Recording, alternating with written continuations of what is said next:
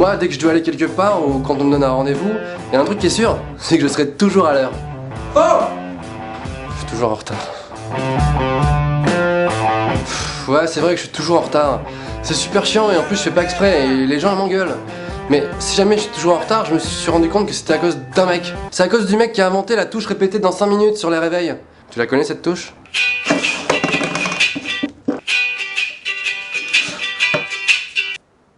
Putain!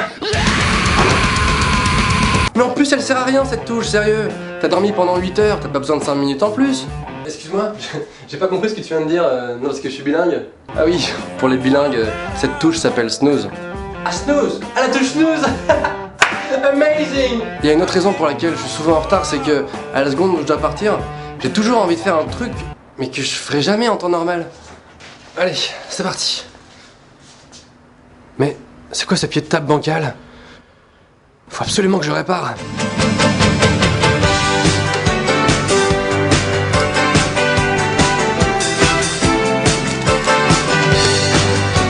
Ok, c'est bon, je peux y aller. En plus, dans ces moments-là, je suis stressé parce que je dois partir et je sais que je suis en retard, tu vois. Et je me mets à faire des trucs un peu chelous. Est-ce que j'ai bien fermé la lumière de la salle de bain?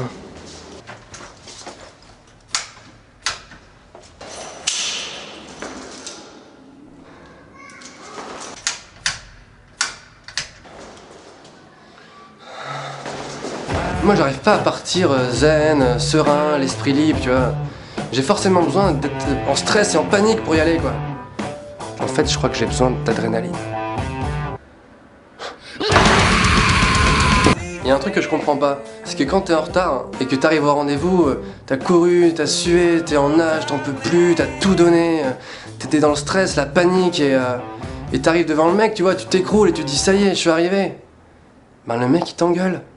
Putain, mais à ce moment-là, tu mérites juste une médaille, quoi. Wouh, je suis en retard de 50 minutes, les mecs!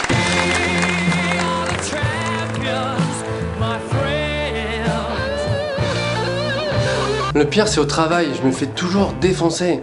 Et faut savoir que dans le milieu du travail, t'as pas le droit d'être en retard. C'est pas pourquoi, mais quelques secondes, c'est pas possible. Dans la tête de ton patron, c'est forcément non! Alors j'ai essayé toutes les excuses du monde, mais laisse tomber, ça marche jamais. Excusez-moi monsieur, c'est la touche snooze. Alors que, je sais pas si t'as remarqué, mais les filles, quand elles trouvent une excuse, ça marche toujours déjà.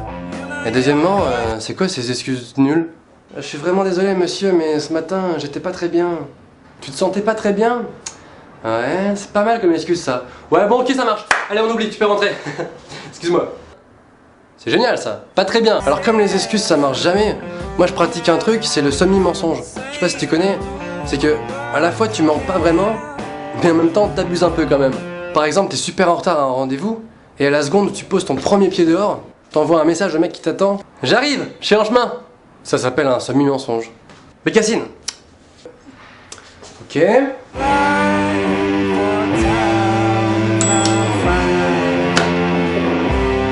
Il y a des gens qui croient que quand t'es en retard, tu fais ça exprès pour te la raconter, tu vois. Parce que c'est un peu cool et tout. Non, c'est pas cool. Excuse-moi René, je suis un peu en retard, je suis complètement chez père, j'ai pas regardé l'heure, enfin d'ailleurs je sais pas lire l'heure. Hein? Ah non, t'es viré, tu te casses. Ah non, en fait je suis pas chez père. Je suis pas chez père, je rigolais. T'es viré. Tu te barres maintenant. Et je fais la forme du pistolet, ok? Donc maintenant tu t'en vas.